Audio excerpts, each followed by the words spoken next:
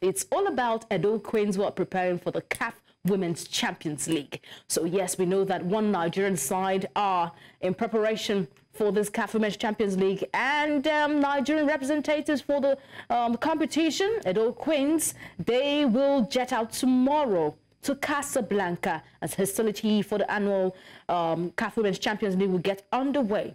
Now, remember that these girls are the only Nigerian sides representing the country over there.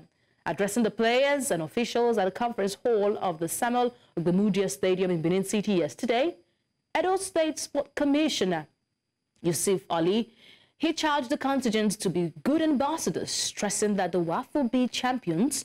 He is very confident that Edo Queens will bring the CAF Women's prestigious trophy to Edo State. Theos, do you think that's a big ask? To be fair, it is. But based on the talent we have in Nigeria, I think it should not really be a big ask. When we compare our league to that of South Africa, to that of Morocco and Egypt, you know, or maybe the likes of Congo, we might be saying, okay, they are quite similar. But in terms of exposure, the Moroccans, the South Africans, like this, Mamelodi Sundowns, the women, the Moroccans team, I think they are more like our own opponents that we should be wary of. You're sure? There's not even Mamelodi Sundowns, isn't it? Yeah, no, they are the defending champions actually, but we should be wary of them. But regardless, it is not a big ask. But if they do that, it's more like punching above their weight, because we haven't seen any Nigerian team. Are you sure with the way those girls played? But before we talk about the girls, go deeper into the conversation of the girls. I am being told that we are joined by the media assistant of the Nigerian Handball Federation, Cosmos Chukwuemeka. Thank you so much, Cosmos. Better late than never. Thank you and welcome to the show. Yeah, thank you very much, Manye. Of course, I've been listening and I've been watching. Thank you for talking about the boys as much as you talked about the girls the other time. So it's nice. Yes, I'm fair enough. So I won't do the girls and not, you know, give you your own flowers for the boys. But congratulations, at this time you're in the final of the IHF Under-18 Championship. Great one to hear. But Cosmos, with this consistent performance and Coach Emeka Nnamani's leadership, what strategies have been very effective in breaking down the strong defensive teams like Cameroon we saw yesterday, leading by 22-15 in the first half and dominating play by 11 points at the final whistle? What strategies have been employed by Coach Emeka? I think it's the understanding that they have a point to prove. It's the understanding that there's a lot of responsibility on the shoulders of each and every one of those players. Now, Nigeria is a defending champion. In fact, Nigeria is in the IHF trophy. Nigeria, in this category, in the under-18 category, is the third best team in the world. You understand? Under the same Coach Emeka Nnamani. Coach Emeka Nnamani has won this competition 3 times. I'm talking about the Continental phase. He has won the Zone 3, African Zone 3 phase thrice, the Continental phase thrice, got into the finals of the IHF Intercontinental phase once, came third the last year. So they are the third best team in the world. You understand that? So that responsibility is there. Now this is pretty much a new team, apart from 1 or 2 players that were part of the previous team, and that standard is there. Coach Emeka Nnamani is an astute coach who has great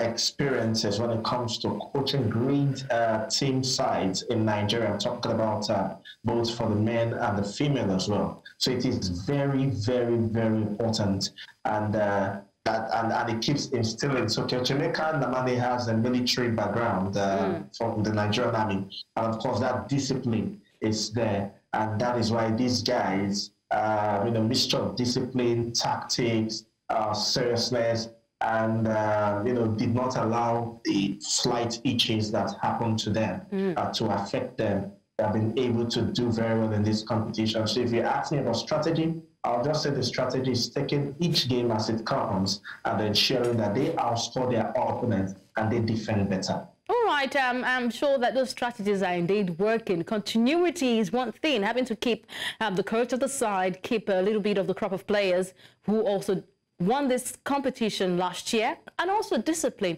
I think that goes a long way. But I really need updates because we're going to face Guinea as about 3 p.m. local time today. Christian Foloki Bolaji has been a pivotal player for Nigeria, especially in the attack. How do you think his injury in the final moment against Cameroon can impact their play against Guinea today? Yeah, funny thing, Christian Foloki is actually fine. Had a knock yesterday. Scored the 44th goal at exactly 20 seconds to the end of the match. You understand that? So you can confirm to us that he's in good stead and will play? He should have some level of participation in the game today. You know, handball, everybody plays together, you understand? So he should have a level of participation today. For me, even if he doesn't play, the team is very complete. I mean, you have Sulaiman Aziz. Of course, you know that there was a FIBA under 18 championship that Nigeria came second, right? No, Nigeria came second, right?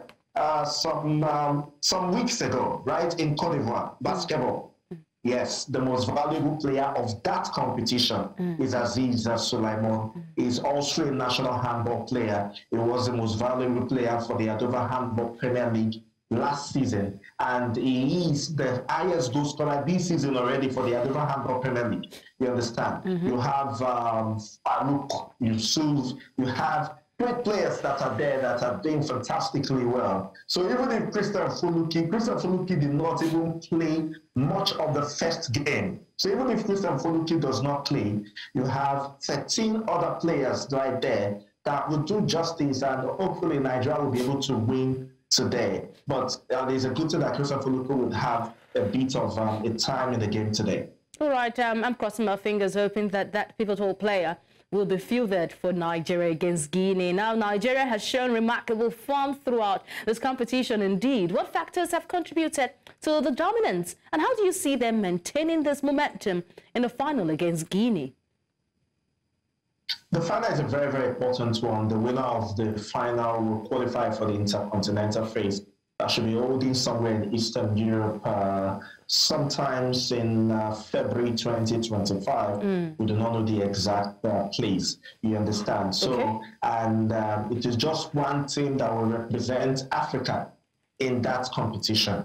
In the under-18 category. In handball, they call it the youth category. So it is very, very important. They know, they understand that they need to defeat Guinea. And Guinea, they have been playing Guinea all through. The last time they were in the finals as well. No, they met Guinea in the final as well. In this same category. So it is a very, very important one. Really, really important one. And they understand the business, and they will ensure that they do the business of the match, ensure that they win the competition to qualify for the intercontinental phase. And the funny thing is that if they do well in the intercontinental phase, they'll be able to qualify Nigeria for the under-18 World Championship, the one you call the World Cup. So it is a process, it's a bit of process. So they need to win today. And Coach Emeka Nnamani, as I've told you before, a very experienced and astute coach. He has been in this level before. He understands what it means to win a final. And then hopefully by 4:30, 5 o'clock today, we should be celebrating that Nigeria qualified for the intercontinental phase of the IHF trophy.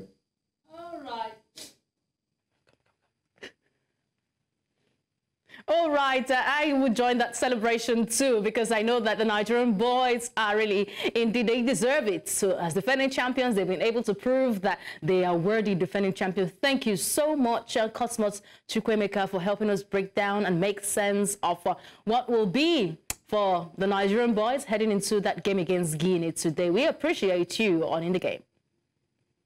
Thank you very much, Onye.